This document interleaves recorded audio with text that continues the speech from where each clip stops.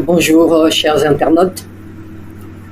Ravi de vous pouvoir livrer quelques-unes de mes réflexions au sujet de la situation togolaise en relation avec la sortie de Monsieur Ibrahima Maïga, je m'excuse, et ensuite deux points de divers sur le prix Nobel de paix, de la paix, donc proposé pour le président Trump, et le sommet USA-Afrique, ce que d'aucuns appellent les mini-sommets, de 6 pays, je crois, 5 ou 6 pays, ensuite de la visite d'État de M. Macron au Royaume-Uni.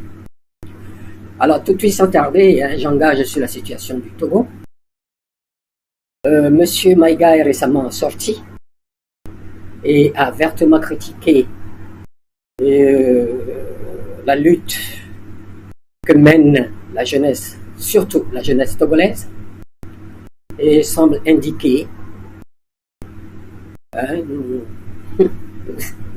que en ce moment il fallait mieux mettre en parenthèse ou en sourdine notre lutte, que Yadema lui soutient à fond Yadema. Bon, très bien. Sans plus tarder sur cette question, parce que, ma foi, des jeunes comme lui sont sortis et lui ont apporté des éléments de réponse, à lui, brave homme qu'il est, d'en tenir compte. Sauf que je tiens à quand même ajouter une ou deux choses, voire trois. Je veux tout simplement que M.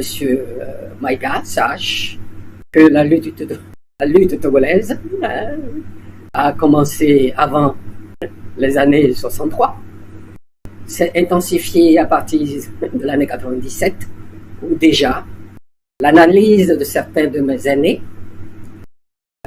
avait prédit que si nous ne faisions attention, et la lutte, le Togo connaîtra une dynastie, tout comme Haïti l'a connue, haïtisation. Duvalier. Alors, M. Ibrahima Maïga, étant un homme instruit, certainement sait un peu de quoi je parle quand je parle des Duvalier. Ensuite, le deuxième point, c'est ceci. Cette lutte est bien née, a connu des hauts et des bas, est bien là, avant l'avènement de la Confédération de l'Alliance des États du Sahel au 6 juillet 2024. Comme je le disais, il y a eu des hauts et des bas. Donc, deuxième point important que je tiens à souligner ici est que le rapport de force étant favorable, cette lutte s'est également intensifiée et la jeunesse togolaise en particulier a pris à bas le corps cette lutte et que, ma foi, et c'est mon troisième point, en aucun cas, je ne sais pour lui faire plaisir ou quoi, mettre en sourdine notre lutte pour que lui il puisse utiliser le port de Lomé. Alors, il faut qu'il sache que M. Faure Gnassingbé soit là ou pas, le fort de Lomé est une affaire de M. Bolloré, et quel que soit le régime qui est là, qui va venir, eh bien, le port aura toujours besoin donc de travailler. Et en dernier, pour lui, basé sur nos valeurs d'instruction familiale ou d'éducation, quand bien même notre éducation institutionnelle était plutôt imposée et venue d'ailleurs, occidentale ou française pour la plupart. Tous nos parents ou nos grands-parents étaient des Gaulois. Je ne sais pas si M. Maïga a connu cette époque, moi je l'ai connue. Et pour l'aider, tout comme, je dirais, mes patriotes, les patriotes ou les compatriotes togolais qui sont déjà intervenus pour lui apporter des éléments d'éclaircissement, hein, je veux tout simplement dire, apporter aussi quelque chose pour lui. J'avais donc produit un document, une vidéo d'une dizaine de minutes, intitulée Le panafricanisme peut-il, parfois, s'inscrire, plutôt le chauvinisme peut-il s'accommoder du panafricanisme, quelque chose de ce genre. Je vais lui jouer cette vidéo également, parce que ça peut aussi l'aider. Bon, s'il veut bien s'amender, hein, s'il veut bien se corriger. Voilà un peu. S'agissant de Amron. Amron a été le déclencheur, quand bien même, tout comme la jeunesse togolaise d'aujourd'hui, sur, disons, presque 2 générations et demie, allant dans les 3 générations, avait été soumis à une culture dynastique des Nyansibé. Or, il se trouve pour ce petit pays de l'Afrique, qu'on qualifiait de Suisse de l'Afrique, a été dirigé, après donc l'assassinat de son père fondateur, Sylvanus Olympio, le feu Sylvanus Olympio, paix à son âme, par une dynastie incapable pour diriger un pays, de médiocre pour diriger un pays. Et malheureusement, les valeurs de dignité, de vérité, de justice et de solidarité qui nous avaient été inculquées, ça existe aussi dans tous les autres pays d'Afrique, n'avait plus tellement d'importance. Cette dynastie aux 2 mamelles, une mamelle c'est la fraude et l'autre mamelle c'est la loyauté. Et ça a commencé très tôt. Et tous ceux qui n'ont pas voulu être loyaux, dès 1967, ou tu te retrouves en prison, ou tu vas en exil. Amron se trouve donc dans cette, je dirais, dans la 2e génération. Et la plupart des jeunes de maintenant, ils sont nés dans la 2e génération. Mais les désabusés, ceux qui sont désillusionnés, ont pris les devants, et Amron a servi de déclencheur de l'étincelle qui a mis donc la situation actuelle. Je passe sur les tracasseries qu'il a connues. Il a été libéré entre-temps sous la pression de la mobilisation togolaise et, ma foi, de l'étranger. Et il a eu une interview avec France 24. France 24, tout comme le RFI, BBC, La Voix de l'Amérique, Deutsche Welle, sont tous des officines, parfois des puissances occidentales. Nous savons de quoi ils sont là. Ils sont là pour vendre leur conception de la vie, leur concept et autres, et nous les imposer, notre style de vie, etc. Amron n'est pas bête, mais malheureusement, je dirais malheureusement, dans le concis du résumé que France 24 nous a présenté, quand bien même ils ont dit vous pouvez trouver l'entièreté de l'interview sur leur chaîne, leur réseau. Jusque-là, en tout cas, moi, je n'ai pas vu. Si d'autres ont vu, ma foi, donc j'aurai le temps de rechercher et voir. Grosso modo, il y a eu 3 à 4 questions.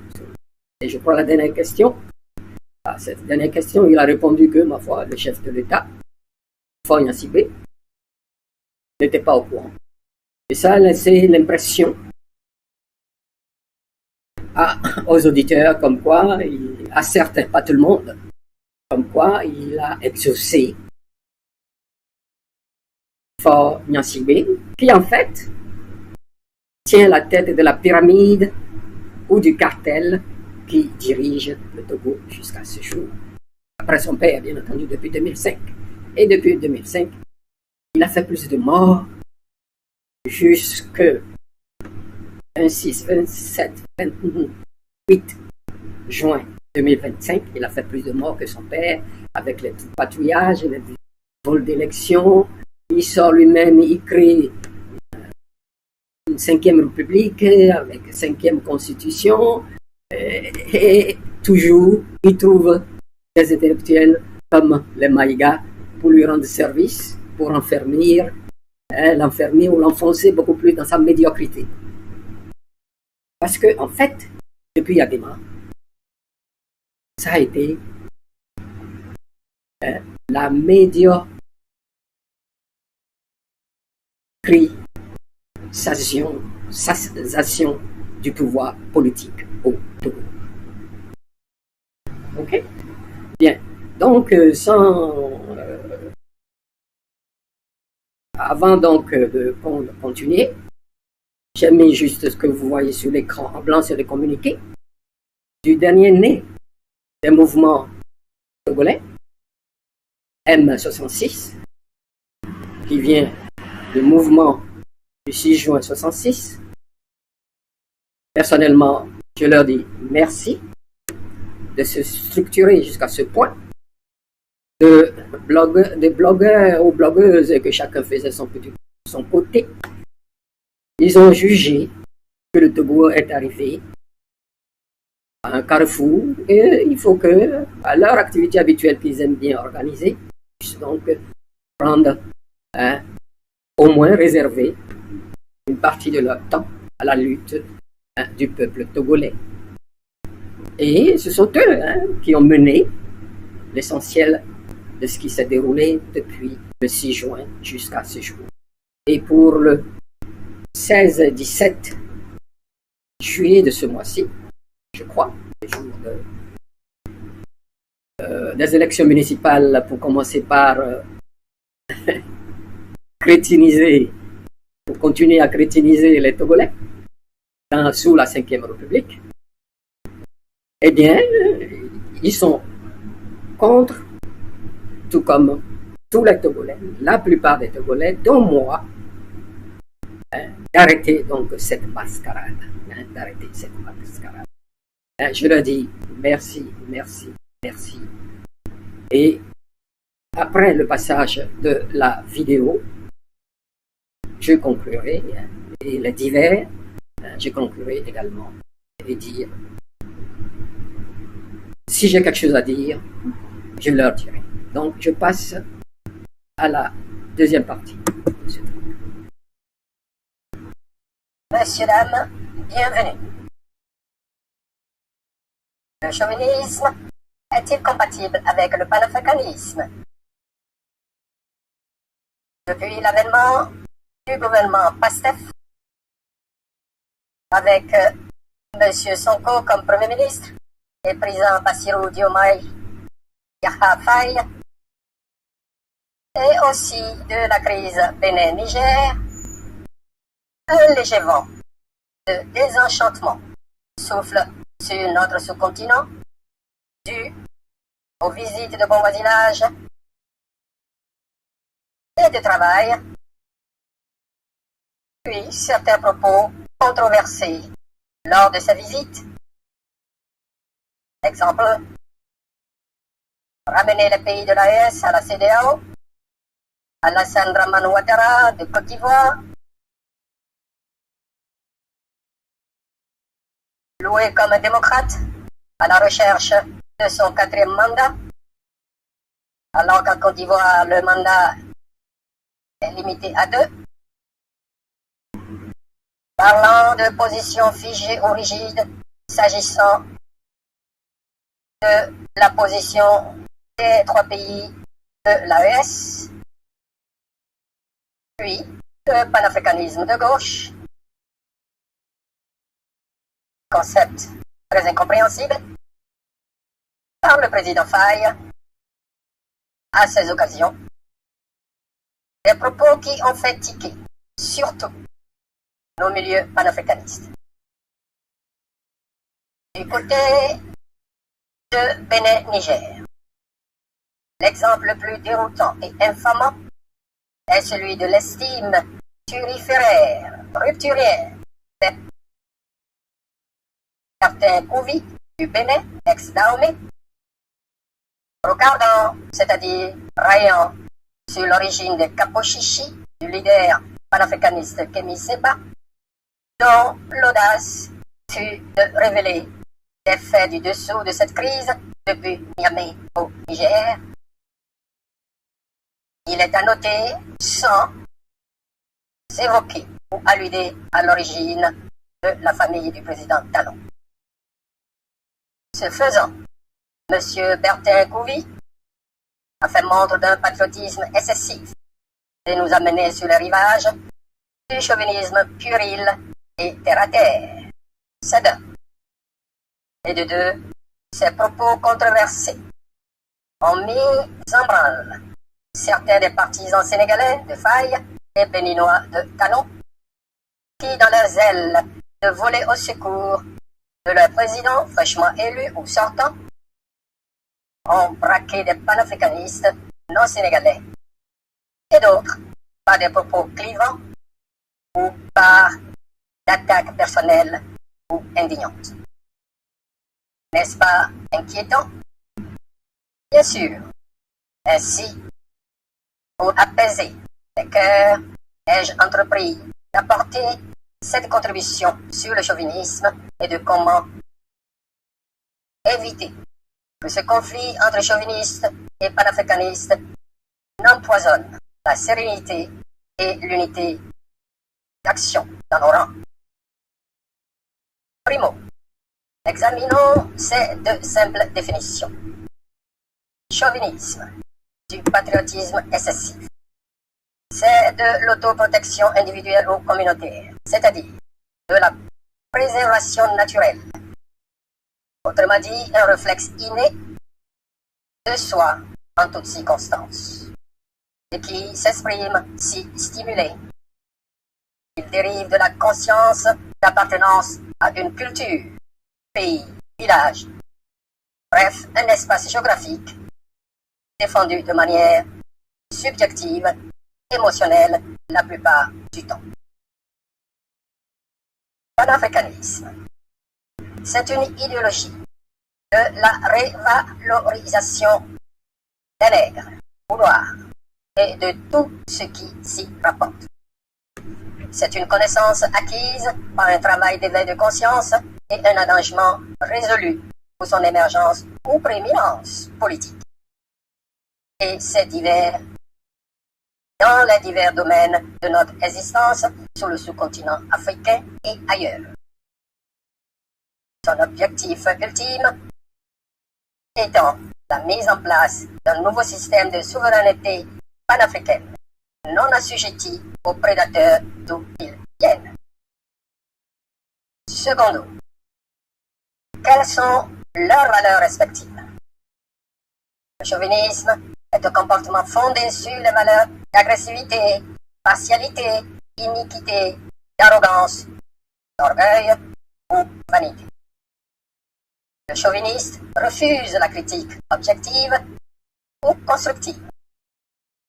En somme, une attitude irrationnelle à l'extrême. Il s'agit de hubris, soit sénégalais, soit béninois. En d'autres mots, une fierté excessive. Pour des exemples cités précédemment. Alors que le panafricanisme est une idéologie ou philosophie fondée sur les valeurs de dignité, de justice, de vérité, de solidarité ou d'universalité. Le panafricaniste accepte la critique, d'où qu'elle vient, et si le besoin se fait sentir, la refute ou la prend en compte méthodiquement, une par une, en s'appuyant sur des faits historiques, scientifiques ou autres, et non sur l'émotion. En résumé, tout patriote panafricaniste ou non, est naturellement habité par du chauvinisme, à divers degrés ou doses, dans la mesure où il est ou attaché à quelque part. Alors, tertio. Comment réduire ou combattre le chauvinisme qui nous habite? Comment éviter quelque peu le clash des deux pour le respect et l'entente mutuelle indispensable à notre progression ou avancée? Se rééduquer ou s'éduquer aux valeurs d'humilité, c'est-à-dire l'état d'esprit de quelqu'un qui a conscience de ses insuffisances, ou encore quelqu'un porté à rabaisser ses propres mérites, c'est-à-dire réprimer son orgueil. Puis, ou encore, s'éduquer aux valeurs de la modestie.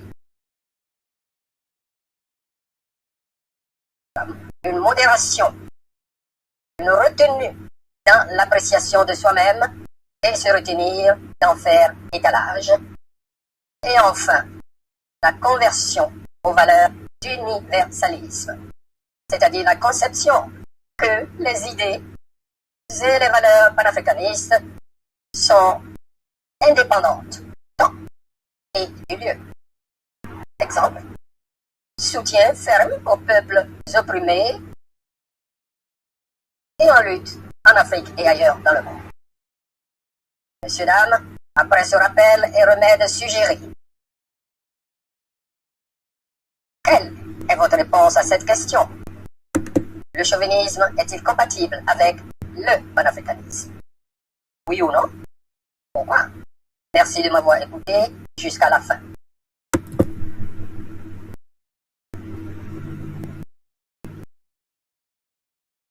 Bien, voilà donc la fin de l'élément que j'avais produit. Il y a, depuis que la fois le président Faye et le premier ministre Sonko se sont installés et que nos frères, au sens africain du terme, ont dévié un peu. On commençait par critiquer les autres Africains qui les avaient soutenus pendant leur lutte. C'est un peu aussi, donc, pour les amener à réfléchir, à aborder les questions avec discernement. C'est un peu l'attitude que développe ou qu'a développé M. Ibrahima Maïga. Pour ceux qui, si par hasard cet élément vous tombe dans les mains, envoyez-lui pour l'aider à s'amender s'il le veut. C'est un grand monsieur, vacciné, qui connaît toutes les luttes. Eh bien, en ce qui concerne ma foi, que ce soit clair pour lui, les Togolais pour rien au monde, qu'il soit, que leur lutte soit dans le creux de la vague, ou au sommet de la vague ou pas,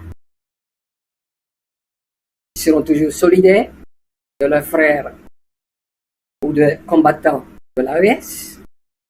Ils l'ont prouvé et ils continuent à le faire.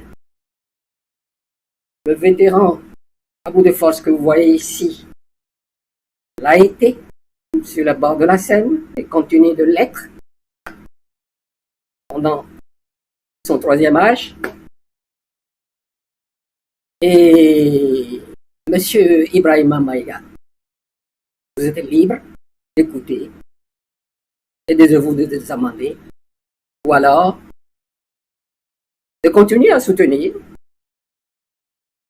le président fort qui, comme le père, a utilisé le volet diplomatique de la politique étrangère du Togo pour cacher la misère dans tous les domaines. Misère culturelle, c'est-à-dire religieuse, même spirituelle, misère culturelle. On empêche les gens de penser, ne serait-ce qu'à suivre les publicités qui sont faites. La misère économique, la misère de toutes sortes, la misère même de sécurité de défense. Nos FAT ne sont que de noms. Nos FAT, c'est-à-dire nos forces armées togolaises, ne sont que de noms. C'est la milice privée. Vous les avez vus faire leur démonstration parfois le 26, 27 et 28. Et pour rien au monde, le peuple togolais ne mettra pas en sourdine ou, entre parenthèses, sa lutte aux yeux. Et si vous ne vous amendez pas, nous vous mettrons dans le même sac que Alain Foucault, qui est ami de cette dynastie depuis des années et continue de l'être. Et en est fier. Et nargue la vraie opposition togolaise. Et particulièrement les jeunes de maintenant, de la deuxième génération qui sont sortis. On dit assez. Fonya Sibé doit partir. En utilisant, en répétant tout simplement les données que la femme de la maison qui a fait des enfants pour eux, Madame Marguerite Nyakate, qui a été même ministre dans son gouvernement, je crois, ministre des armées, hein. Ce n'est pas n'importe quoi, de l'armée. De 21, 22 ou 23 par là. Les jeunes n'ont fait que repris ce qu'elle a dit, à leur manière, avec l'esprit. Ok, de clasheur, de blogueur ou de blogueuse. Et maintenant, sacré pro. Voilà pour M. Maïga. Quant à mes jeunes frères, je peux me permettre de vous dire cela. Appelez mes jeunes frères, je vous en prie, il est naturel qu'il y ait des différences entre vous. Et quand l'équilibre entre vos différences, quand je dis vos différences d'opinion ou d'autres choses, arrive au stade de conflit, je vous en prie, réglez ça entre vous en zoom derrière les. Je l'ai dit plusieurs fois, faites-le. Je crois depuis hier, ça va, on vous en moins se quereller entre vous. Je suis fier de vous. De notre temps, on n'avait pas tous les moyens techniques, médiatiques, techniques et technologiques que vous avez maintenant. Vous pouvez même anticiper des choses et faire des vidéos. Ok? Bon, le deuxième point sur lequel je veux intervenir ici, surtout pour mes compatriotes, et puis pour tous les congénères africains, tout comme on nous a conseillé à l'école primaire de faire au moins une lecture, première lecture et une lecture détaillée, de la même façon, il faut que nous nous disciplinons à faire première écoute et écoute détaillée de quelque chose. Amron, je ne le connais pas, mais c'est un artiste intelligent. Nous savons tout ce qu'il a subi, je ne veux pas revenir là-dessus. Il se trouve toujours sur le territoire, et personnellement, le dernier propos d'Amron, j'ai compris le contraire, c'est-à-dire l'opposé. Parce qu'il nous a déjà habitués grâce à ma foi, l'interprétation de son message depuis son internement psychiatrique à continuer la lutte. Et ce dernier propos que, ma foi, France 24 a publié,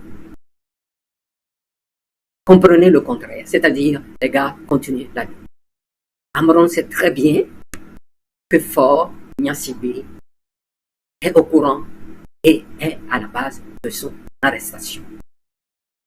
Et même de sa libération, Parce que nous avons réussi à inventer cette voile diplomatique qui fait que, ma foi, il est admiré de partout, même jusqu'au niveau de l'Union africaine, où on le nomme médiateur entre le conflit, ma foi, entre le Rwanda la RDC, l'Angolais étant devenu le patron de l'OUA n'a plus beaucoup de temps. Tout ce va-et-vient pour rien.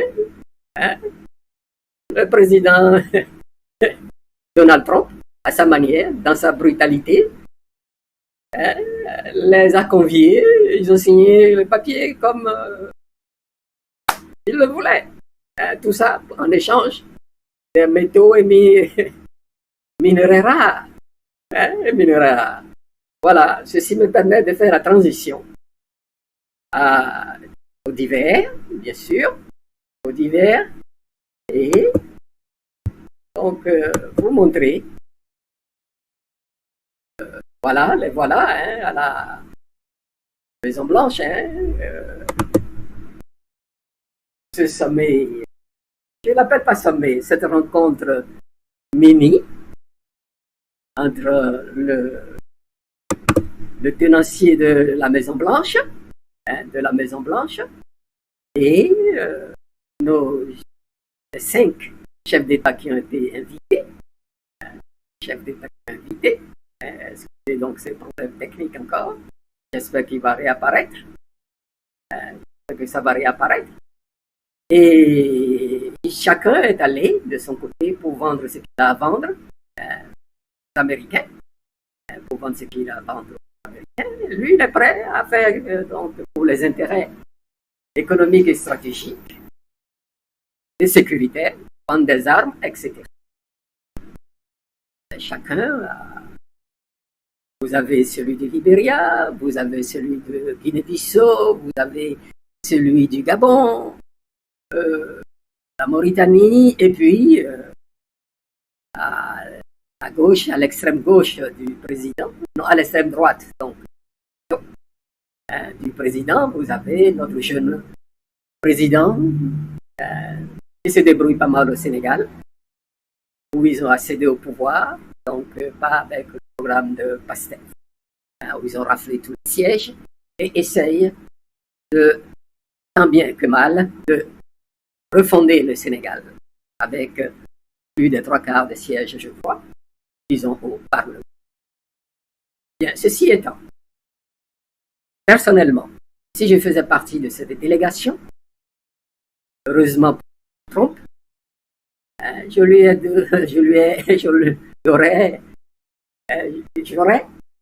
exigé ce qui suit. Et surtout dans la mesure où il a une majorité parlementaire écrasante, c'est ce que j'aurais fait. Cette majorité d'ailleurs qui lui a donné le budget rêvé pour les prochaines années pour les États-Unis, eh bien, ce sera l'abrogation pure et simple qu'il, Monsieur le Président, après avoir bien sûr comme nos représentants de ces 5 pays qui sont donc tous à l'ouest africain, donc les plus rapprochés du continent américain, c'est de lui demander l'abrogation, de faire voter l'abrogation, c'est-à-dire l'annulation pure et simple de la loi HR 7311 votée du temps de Biden par les démocrates. Pourquoi? La première raison est que 65 ans après nos indépendances, nous sommes plus que majeurs, nous sommes 3 fois, 4 fois majeurs pour s'occuper de nos problèmes économiques, politiques, diplomatiques et sécuritaires. Ce qui veut dire travailler avec qui nous voulons. C'est un président transactionnel. Donc, oui, Monsieur le Président, nous sommes derrière vous, votre politique est similaire à la nôtre, l'Amérique d'abord, l'idéologie MAGA nous sied très bien. Dans le même temps, il y a un contentieux. C'est cette loi qui nous rappelle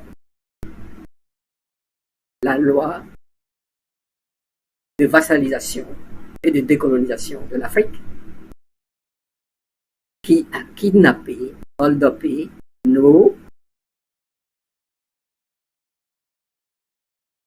les domaines les plus importants d'une nation. de la défense jusqu'à nos langues, en passant par le culturel, c'est-à-dire nos religions, ont été diabolisées, etc. Donc, abrogez cette loi.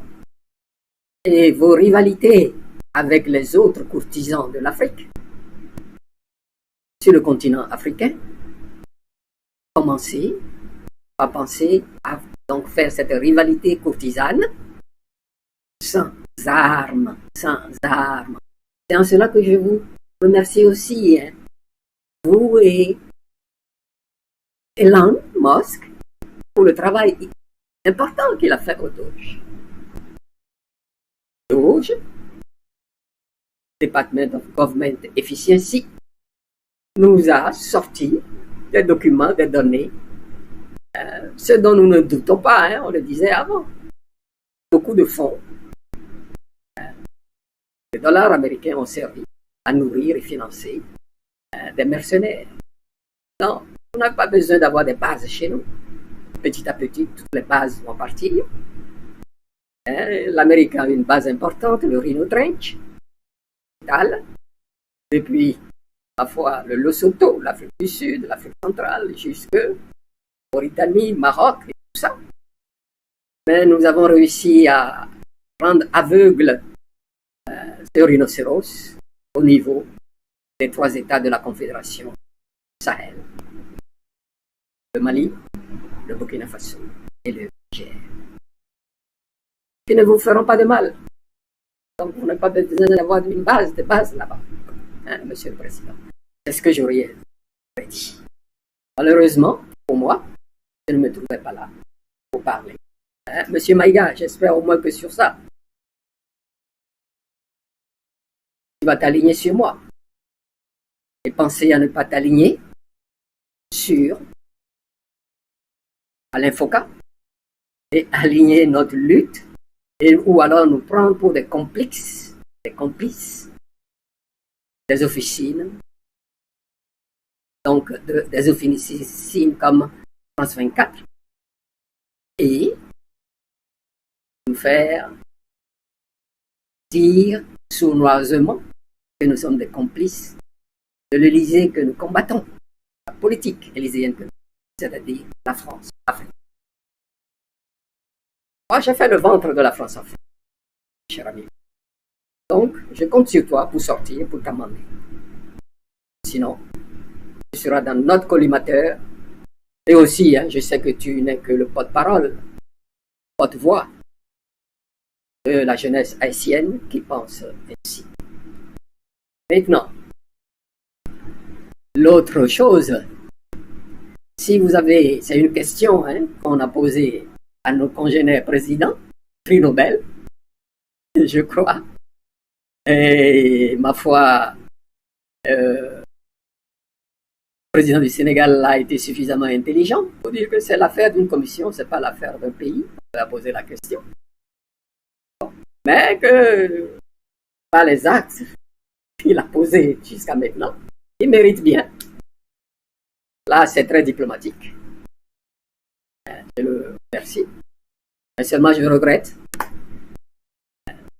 Il a eu peut-être, il était peut-être un peu timoré de penser comme moi et de poser une question comme ça. Et je me sais aussi, hein, s'il est autour de cette table, c'est qu'on les avait bien sélectionnés. Service, CIA, FBI fonctionne très bien, nous le savons. Collaboration avec la Mossad ou pas. Il y a des présidents qui méritent d'être là, mais ne sont pas là. Voilà. Je vous remercie. Ah, Emmanuel Macron. Ici, Emmanuel Macron. Est au Royaume-Uni, comme nous le savons, avec j'allais dire ça dulciné, mais excusez-moi, avec Madame Brigitte Macron. Et je me réjouis que cette fois-ci, elle ne lui a pas donné une claque au Royaume-Uni. être sérieux. Voyez le pattern qui se dessine dans le monde un peu partout. Où, personnellement, je vois cela. Je ne sais pas ce que vous en pensez. Le président Trump, le président Macron, dans d'autres pays, il y en a d'autres. De plus en plus, c'est des gens inadaptés. Ou qui ne sont pas vraiment qualifiés pour diriger et qui ont des dossiers lourds à la justice. Du temps de Yadema jusqu'au petit Yadema, c'est des médiocres en termes de la gestion de la gouvernance d'un pays. Ne cachons pas les choses, ça c'est la vérité. Ma foi, et ce modèle ne vous dit rien, ne vous inquiète pas. Moi, ça m'inquiète. Vous me donnerez vos réponses en commentaire. Ce modèle m'inquiète. D'où ça pose le problème? Profil de nos dirigeants. Ce profil, nous devons y penser. Et là, je m'adresse au M66. Nous tous, nous pouvons être des leaders. Parmi vous, Jenny, vous êtes le leader. Audiovi PC, Saga Bombo, Amron. Moi, c'est trop tard. D'autres peuvent l'être. Haïté, que j'aime bien aussi. Farida, que je salue au passage, à qui je dis merci pour son article. Il nous faut des milliers de leaders. Et celui qui va émerger, c'est celui que le peuple togolais ou les peuples africains choisiront. Tout comme ça s'est passé au Sahel. Vous avez vu l'amour que vous, les peuples maliens, à Assimi Goïta, le peuple burkinabé, à Ibrahim Traoré, le peuple nigérien, au général Abderrahmane Tiani. Vous voyez, le peuple sert de barrière. Vous voyez comment pacifiquement ils ont fait plier bagage à la France et aux États-Unis, y compris leurs troupes et tout. Le peuple sortent massivement. Et c'est ce qu'il nous faut également. Et le leadership est à la disposition de tout le monde. Mais il faut que, malheureusement pour le Togo, nous n'avons pas une armée au point de porter l'estocade à cette dynastie pourrie, à cette dynastie de médiocres en matière de gestion. Ils sont peut-être excellents dans d'autres choses. Dans le pillage des ressources, dans l'entretien et maintenance des femmes, dans l'utilisation, ma foi, de la magie, du gris-gris, du maraboutage et de la violence. Et c'est sur ce point que je termine. Mais je vous dis bravo, continuez, mais pensez à la question du profil de leadership de tout mouvement et de tous les partis politiques qui seront dans le front uni pour régler une fois pour toutes la question de la dynastie des Nyansi. Je vous remercie. À plus tard.